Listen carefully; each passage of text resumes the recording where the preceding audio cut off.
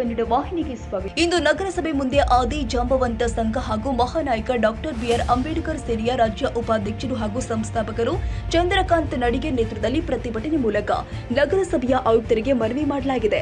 ಶ್ರೀ ನೇತಾಜಿ ಶಿಕ್ಷಣ ಸಂಸ್ಥೆ ಎಚ್ಎಸ್ಎಸ್ ಸೊರಗಾವಿ inter national CBSE ಶಾಲೆಯನ್ನ ಶಿಕ್ಷಣ ಇಲಾಖೆಯಿಂದ ಅನುಮತಿ ರದ್ದಾಗಿರುವುದು ಹಾಗೂ ನಗರಸಭೆಯ ಕಟ್ಟಡವನ್ನ ಮರಳಿ ನಗರಸಭೆಗೆ ಹಿಂಪಡೆಯಬೇಕು, ಶಾಲೆಯ ನಾಮಫಲಕವನ್ನ ತೆರವುಗೊಳಿಸಬೇಕು ಮತ್ತು ತಮ್ಮ ಕಟ್ಟಡಕ್ಕೆ ಬೀಗ ಜಡಿಯಬೇಕು.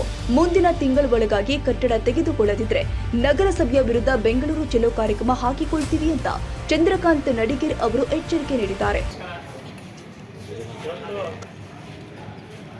17ನೇ ತಾರೀಕು ನಮಗೆ ನಗರಸಭೆ ಮುಂದೆ ಪ್ರತಿಭಟನೆ ಹಮ್ಮಿಕೊಡ್ತೀವಿ. ಅದರ ಮುಂದೆ ನಮ್ಮ ಮಾನ್ಯ ಪೊಲೀಸ್ ಇಲಾಖೆಯವರು ನಿನ್ನೆ ನಮಗೆ ಕರೆದು ನೀತಿ ಸಂಹಿತೆ ಇರುವುದರಿಂದ ಯಾವುದೇ ರೀತಿಯಿಂದ ಪ್ರತಿಭಟನೆ ಹಮ್ಮಿಕೊಳ್ಳಬಾರದು ಅಂತ ವಿಚಾರದಲ್ಲಿ ನಮಗೆ ತಿಳಿಸಿದಾಗ ನಾವು ಪ್ರತಿಭಟನೆಯ ಮೂಲಕನೇ ಮನವಿ ಪತ್ರ ಕೊಡ್ತೀವಿ ಅಂತ ಅವರಿಗೆ ಕೂಡ ನಾವು ಹೇಳಿದ್ದೀವಿ. ಅದರಂತೆ ಇವತ್ತು ನಾವು ಪ್ರತಿಭಟನೆ ಮೂಲಕ ನಮಗೆ ಮನವಿ ಪತ್ರ ಸಲ್ಲಿಸ್ತಾ ಇದ್ದೀವಿ. ನಾವು ಮನವಿ ಪತ್ರ ಸಲ್ಲಿಸೋಕ್ಕಿಂತ ಮುಂಚೆ ತಮ್ಮಲ್ಲಿ ನಾವು ಒಂದು 2-3 ಪ್ರಶ್ನೆಗಳನ್ನು ಕೇಳಲಿಕ್ಕೆ ಇಷ್ಟಪಡ್ತಾ ಇದ್ದೀವಿ. ಅದನ್ನು ನೀವು ಬೇರೆಗಾವೇ ಕೊಡ್ತೀರೋ ಅಥವಾ ನಿಮ್ಮ ಇಲಾಖೆ ಕಚೇರಿಯಲ್ಲಿ ಕೊಡ್ತೀರೋ ನಮ್ಗೆ ಗೊತ್ತಿಲ್ಲ.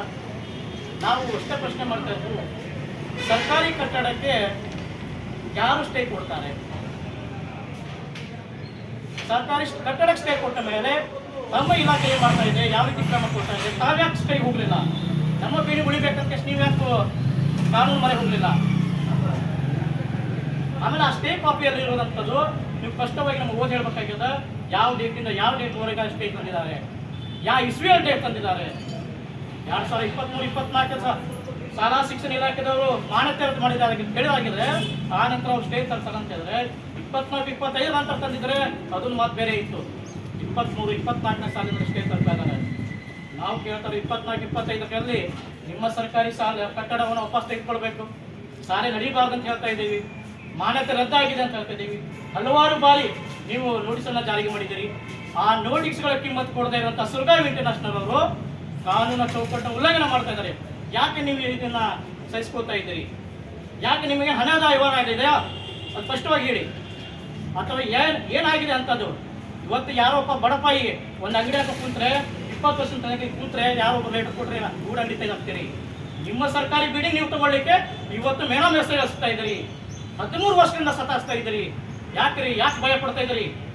ನಮಗೆ ಅದು ಸ್ಪಷ್ಟವಾಗಿ ಉತ್ತರ ಕೊಡ್ಬೇಕಾಗಲ್ಲ. ಇಲ್ಲಿ 150 ಪೇಜಿನ ದಾಖಲಾತಿ ಇದೆ. ನಾನು ಕೂಡ ಅಷ್ಟೇ ಹೋಗ್ತಾ ಇದ್ದೀನಿ. ನಗರಸಭೆ ಮೇಲೆ ಅಷ್ಟೇ ಹೋಗ್ತೇನೆ ನಾನು. ಸರ್ಕಾರಿ ಬಿಲ್ಡಿಂಗ್ನ ನೀವು ಬೇಕಾಬಿಟ್ಟು ಮಾರಾಟ ಮಾಡ್ತಾ ಇದ್ದೀರಿ ಅದಕ್ಕೆ ಸ್ಪಷ್ಟವಾಗಿ ಗೊತ್ತಾಗ್ತಾ ಇದೆ. ಇದ್ರ ಹಿನ್ನೆಲೆ ಯಾವುದು ನಮ್ಗೆ ಸ್ಪಷ್ಟವಾಗಿ ಆಗಬೇಕು. ನೋಡಿ, ನಾವು ಸರ್ಕಾರಿ ಇಲಾಖೆದಲ್ಲಾಗಲಿ ಸರ್ಕಾರಕ್ಕೆ ನಾವು ಗೌರವ ಕೊಡ್ತೀವಿ. ಆದರೆ ಸರ್ಕಾರಿ ವ್ಯವಸ್ಥೆ ಹಾಳಾದರೆ ನಾವು ಯಾವೂ ಸೇರಿಸ್ಕೊಳ್ತಿಲ್ಲ, ಇವತ್ತೂ ಸೇರಿಸ್ಕೋದಿಲ್ಲ. ನೀವು ಹೇಳ್ತಾ ಇದ್ರಿ ಒಬ್ಬ ಹೋರಾಟ ಮಾಡೋರಿಗೆ ಮುಂದೆ ಸರ್ಕಾರಿ ಇಲಾಖೆ ಕಚೇರಿ ಮುಂದೆ ಹೋರಾಟ ಮಾಡಬೇಡ ಅಂತ ಹೇಳ್ತೀರಿ. ನಿಮ್ಮ ಸರ್ಕಾರಿ ಇಲಾಖೆಯ ಕಚೇರಿಗಳನ್ನ ಯಾವನೋ ಎಲ್ಲಿಂದ ಬಂದ ತಗೊಂಡು ಹೋಗ್ತಾ ಇದ್ದಾನೆ. ಅದಕ್ಕೆ ಯಾರು ಕೇಳೋರಿಲ್ಲ. ಇಲ್ಲಿ ನಿಮಗೆ ತಾಕತ್ತನ್ನು ಇದ್ರೆ ಇವತ್ತಿನ ಹೋಗಿ ಬಿಡಿಸ್ಕೊಂಬರಿ ಅವ್ನು ಹೌದಂತೀನಿ. ನಿಮ್ಮ ಬಿಲ್ಡಿಂಗ್ ಬಿಡಿಸ್ಕೊಳ್ರಿ ಹೋಗ್ತೀನಿ ಆಗತ್ತ ನಿಮ್ಮಲ್ಲಿ. ಆದರೆ ಪ್ರತಿಭಟನೆ ಹೊಟ್ಟಿಸ್ಲಿಕ್ಕೆ ನಿಮಗೆ ಬೇಕಾದಷ್ಟು ಕಾನೂನು ರೀತಿನ ತರ್ತೀರಿ. ನಮಗೆ ತೋರಿಸ್ತೀರಿ, DC ಆರ್ಡರ್ ತೋರಿಸ್ತಾ ಇದ್ದೀರಿ, ಕಾನೂನು ತೋರಿಸ್ತೀರಿ. ಹಂಗಾರೆ ನೀವೇನು ಮಾಡ್ತೀರಿ ಇಷ್ಟು ವರ್ಷ? ನಿಮ್ಮಷ್ಟೇ ನಿಮ್ಮ ನೋಟಿಸ್ಗಳಿಗೆ ಯಾಕೆ ಉತ್ತರ ಕೊಡ್ತಾ ಇದ್ರಿ? ನಿಮ್ಮ ನೋಟಿಸ್ಗಳನ್ನ ಎಲ್ಲಿ ಮುಚ್ಚಿಡ್ತಾ ಇದ್ರಿ? ನೀವು ಯಾಕೆ ಕಾನೂನು ಮೊರೆ ಹೋಗ್ತಾ ಇಲ್ಲ? ಅವನಿಗೆ ಯಾಕೆ ಕಾನೂನು ಅವಕಾಶ ಕೊಡ್ತಾ ಇದ್ರಿ? ಇದು ನಮಗೆ ಕ್ಲಿಯರ್ ಆಗಬೇಕಾಗಿದೆ ಸರ್. ದಯವಿಟ್ಟು ನಾವು ಯಾಕೆ ಇಂಥ ಆಕ್ರೋಶ ಹೇಳ್ತಿದ್ದೀವಿ ಅಂತಂದ್ರೆ, ಸರ್ಕಾರಿ ಬಿಲ್ಡಿಂಗ್ನಲ್ಲಿ 1000 ಮಕ್ಕಳು ಓದ್ತಾ ಇದ್ದಾರೆ. ಆ 1000 ಮಕ್ಕಳು ಇಟ್ಕೊಂಡು ಅವ್ನು ಸ್ಟೇಟ್ ಅಂತ ಹೋದ. ಹಾಗಾದ್ರೆ ಅದೇ 1000 ಮಕ್ಕಳು ಅದ್ರ ಕಲಿತಾರೆ, ಅನಾಹುತ ಆದರೆ ನಾವೇನು ಮಾಡೋದಂತೆ ನೀವ್ಯಾಕೆ ಸ್ಟೇ ಹೋಗ್ತಾ ಇಲ್ಲ? ಅದಕ್ಕಾಗಿ ಕಾಲೇಜ್ ಮಾಡಿಸ್ಕೊಡ್ರಂತ ನೀವ್ಯಾಕೆ ಕೂಡಿ ಮಾಡಿ ಹೋಗ್ತಾ ಇಲ್ಲ? ಹೋಗ್ರಿ. ನಿಮ್ಮ ಮೇಲೆ ಪರ್ಸನಲ್ ಅಡ್ವೊಕೇಟ್ ಇಲ್ಲ ನಗರಸಭೆದವರು, ಅವ್ರೇನು ಮಾಡ್ತಾ ಇದ್ದಾರೆ ಅಂದ್ರೆ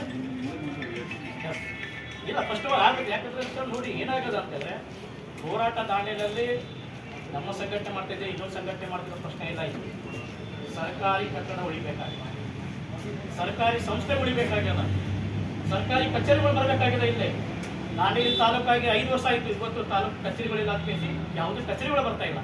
ಇಲ್ಲಿ ಎಲ್ಲಿ ನಾವು ಗಲಗಲಿಂದ ಬಂದ ಕೇಸಿ ಗಲಗಲಿ ಅಳಗಾಸ್ತಾ ಇದ್ದಾರೆ. ನಾವೆಲ್ಲ 11 ವರ್ಷ ನೋಡ್ತಾನೆ ಇದ್ದೀವಿ. ಸರ್ಕಾರಿ ಕಡೆ ನೋಡಿದ್ರೆ ನಮ್ಮ ಅಂಬೇಡ್ಕರ್ ನಿಗಮ ಬರಬೇಕು, ಸಮಾಜ ಇಲಾಖೆ ಬರಬೇಕು. ನಾವು ಹಲವಾರು ಬಾರಿ ನಾವು ಲೆಟರ್ ಕೊಟ್ಟಿದ್ದೀವಿ.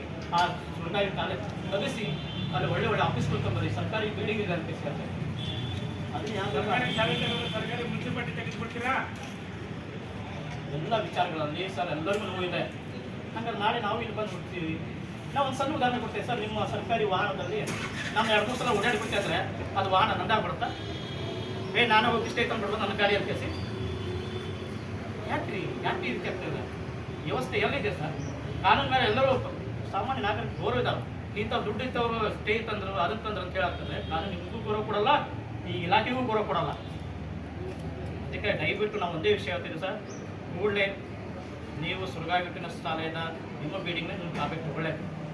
ಯಾಕೆ ಹೇಳ್ತಾ ಇದೆ ಅಂತ ಹೇಳಿದ್ರೆ ಇದೆ ಸರ್, ಮನವಿ ಇದೆ, ಕೊಡ್ತೀವಿ ಸರ್. ಯಾಕೆ ಹೇಳ್ತಾ ಇದ್ದೀವಿ ಅಂತ ಹೇಳಿದ್ರೆ, ಸರ್ಕಾರಿ ಸಂಸ್ಥೆಗೆ ಒಂದು ಸರ್ಕಾರಿ ಸಂಸ್ಥೆ ಸ್ಕೂಲ್ ಅಳಿಬೇಕಂತ ಹೇಳಿದ್ರೆ 3 ವರ್ಷ ತನಕ ಸ್ವಂತ ಬಿಲ್ಡಿಂಗ್ ಹೊಂದಬೇಕಂದ್ರೆ ಸರ್ಕಾರಿ ಕಾಯ್ದೆ ಇದೆ. ಇವತ್ತು 11 ವರ್ಷ ಆಯಿತು. ಒಳ್ಳೆಯದು. ನೇರವಾಗಿ DDP ಮತ್ತು ಶಿಕ್ಷಣ ಇಲಾಖೆದವರು ಮಾನ್ಯತೆ ರದ್ದಾಗಿದೆ ಅಂತ ಸ್ಟೇಟ್ಮೆಂಟ್ ಕೊಟ್ಟಿದ್ದಾರೆ. ತಮಗೂ ಕೂಡ ಲೆಟರ್ ಕೊಟ್ಟಿದ್ದಾರೆ. ಕೊಟ್ಟಾದ ಮೇಲೆ ಕೂಡ ನಿಮ್ಮ ಸರ್ಕಾರಿ ಬಿಲ್ಡಿಂಗಿಗೆ ಅವರು ನಾಮಫಲಕ ಹೆಂಗೆ ಅಳಗಿಸ್ತೀರಿ? ಹೆಂಗೆ ಹಚ್ತೀರಿ ನೀವು? ನಾಮಫಲಕ ತೆಗಿಬೇಕು ನೀವು. ಅದರಿಂದ ಅದು ತರಲಿ. ಅವನು ಮೇನು ಮನೆಗೆ ಹೋಗಿದಲ್ಲ, ಮೇನು ಮನೆಗೆ ಬಂದ ಮೇಲೆ ಆರ್ಡರ್ ಬಂದ ಮೇಲೆ ಹಾಕ್ಲಿ. ಅಲ್ಲಿವರೆಗೆ ತೆಗಿಲಿಲ್ಲ. ಯಾಕೆ ತೆಗಿಲಿಕ್ಕೆ ಆಗ್ತಾ ಇಲ್ಲ?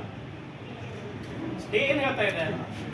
ಸ್ಟೇ ನನ್ನ 1000 ಮಕ್ಕಳಿದಾರು, ನನಗೆ ಅವಕಾಶಗಳು ಕೊಡಿ ಕೊಡ್ತಾ ಇದ್ದಾರೆ. ಹೊರತಾಗಿ ನಿಮ್ಮ ಮಾನ ಫಲಕ ತೆಗಿಬೇಡ್ರಿ, ಬೇಡಿ ಕಷ್ಟಪಡ ಎಲ್ಲ ಹೋಗ್ತಾ ಇಲ್ಲ. ಅವರು ಅವ್ರಿಗೆ ಇನ್ನೂ ಕೊಡೋದೇ ಇಲ್ಲ, ಅವರಿಗೆ ಮಾನ್ಯತೆನೇ ಸಿಗುವುದಿಲ್ಲ. ನಿಮ್ಮ ಬೇಡಿ ನೀವು ತಗೊಳ್ಳಿ ಸರ್, ದಯವಿಟ್ಟು ನಾವು ಹೇಳ್ತಾ ಇರೋದು. ಇಲ್ಲ ಆದರೆ ದಾಂಡಿದ ಎಷ್ಟೋ ಜನ ಮನೆ ಇದ್ದಾರೆ.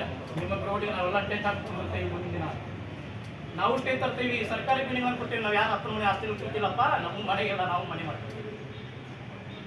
ಎಲ್ಲರೂ ಬಂದರೆ ಸ್ಕೂಲ್ ಕೊಡ್ತಾರೆ, ನಾವು ಮನೆ ಇಲ್ಲ ಉಪಚನ ಮಾಡಲಿಕ್ಕೆ ನಾವು ಅಲ್ಲೇ ಟೆಂಟ್ ಹಾಕ್ತಿರ್ತೀವಿ. ಆರಾಮಾಗಿ ನಾವು ಸ್ಟೇ ತರ್ತೀವಿ. ಕೊಡ್ರಿ ನಮ್ಮ ಇಷ್ಟೇ ಹೇಳ್ತಾ ನಾವು ಮನೆ ಪತ್ರ ತಮ್ಮ ಹಸ್ತಾಂತರಿಸ್ತಾ ಇದ್ದೀವಿ. ಈ ಮನೆ ಪತ್ರ ಸ್ವೀಕರಿಸಿ ಕೂಡಲೇ ಅವರ ಮೇಲೆ ಕಾನೂನಿನ ಕ್ರಮ ಕೈಗೊಳ್ಳಬೇಕು.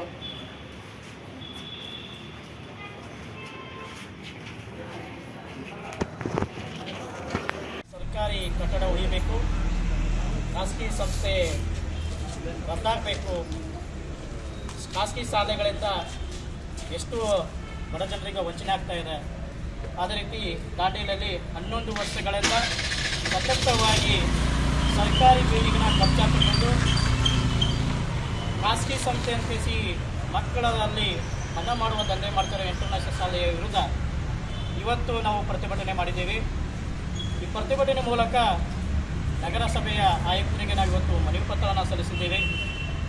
ಮನವಿ ಪತ್ರದಲ್ಲಿ ಸ್ಪಷ್ಟವಾಗಿ ಹೇಳಿದ್ದೇವೆ, ಸರ್ಕಾರಿ ಬಿಲ್ಡಿಂಗ್ನ ನೀವು ನಿಮ್ಮ ಕಬ್ಜಾಕ್ಕೆ ಹೋಗಬೇಕು, ಅಲ್ಲಿರುವ ನಾಮಫಲಕ ಕಿತ್ತಾಕಬೇಕು, ಯಾವುದೇ ಕಾರಣಕ್ಕೂ ಮುಂದೆ ಬರುವಂಥ ದಿನದಲ್ಲಿ ಅವರಿಗೆ ಅನುಮತಿ ನೀಡಬಾರದಂತೆ ಸಿಹಿ ಕೊಟ್ಟಿದ್ದೇವೆ.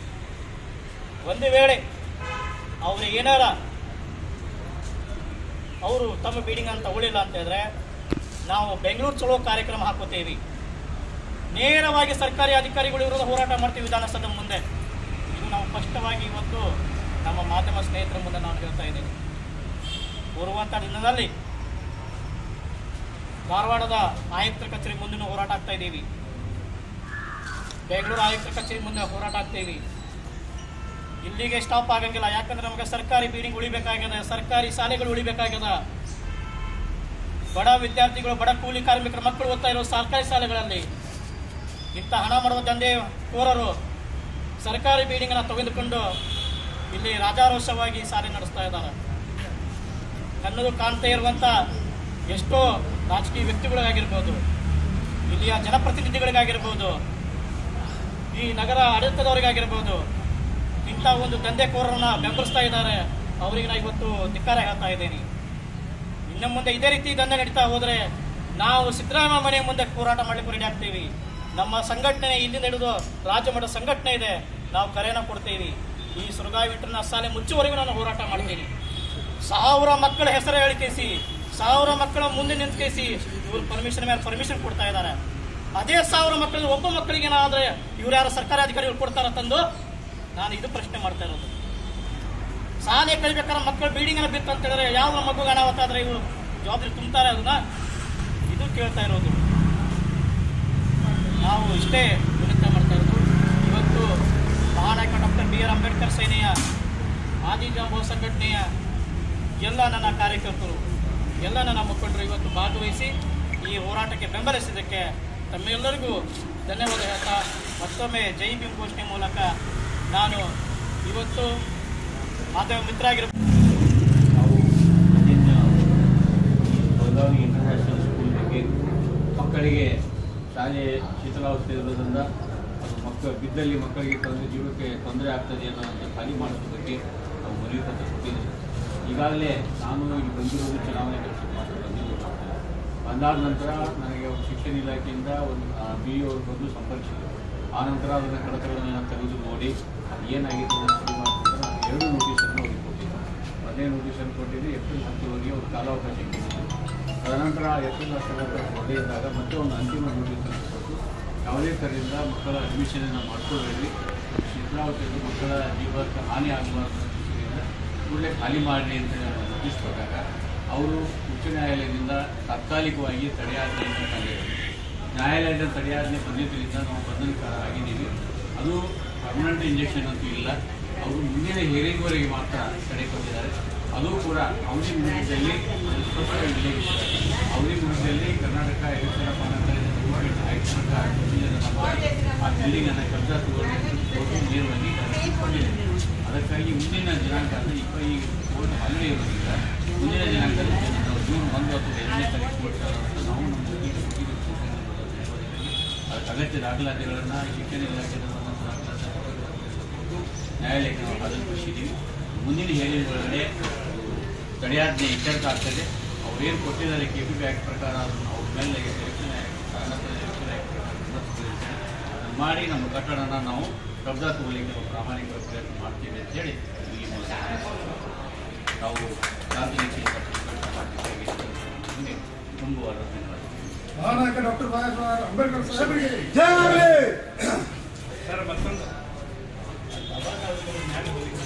ಅದು ಮಾಡಿಸ್ತಾ ಇದ್ದೀವಿ. ಮಾನ್ಯ ಅವರು ಕೂಡ ಮಾತಾಡಿದ್ದೀವಿ.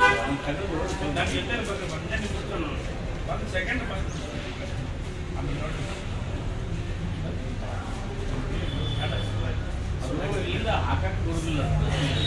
ಸಂಘದ ಕಾರ್ಯಕರ್ತರು ಬಸವರಾಜ್ ಮೇತ್ರಿ, ಸುರೇಶ್ ಕೇದಾರಿ, ದತ್ತು ಮಳೆಗೆ, ಶಿವಾಜಿ ಕಾಂಬ್ಳೆ, ಸರಸ್ವತಿ ಚವನ್, ಶಕೀಲ ಬಾನು, ಲಕ್ಷ್ಮೀ ಹರಿಜನ್, ಆಯಿಷಾ ಮುಕಾಶಿ, ಪ್ರೀತಿ ಸದಾಶಿವ್ ಕಾಂಬ್ಳೆ, ಹುಷನ್ ಮಿಯಾ ಸವಣೂರು, ಬಸವರಾಜ ಹರಿಜನ್, ಸತೀಶ್ ಚೌಹಾಣ್, ಹೊನ್ನೂರಪ್ಪ ಜೆರಿ, ರಾಜೇಶ್ ಕಾಂಬ್ಳೆ, ಯಶವಂತ್, ಹನುಮಂತ ಹರಿಜನ್, ಜ್ಯೋತಿಬಾ ಕೇದಾರಿ ಸಂಘದ ಪ್ರಮುಖರು ಭಾಗಿಯಾಗಿದ್ದರು.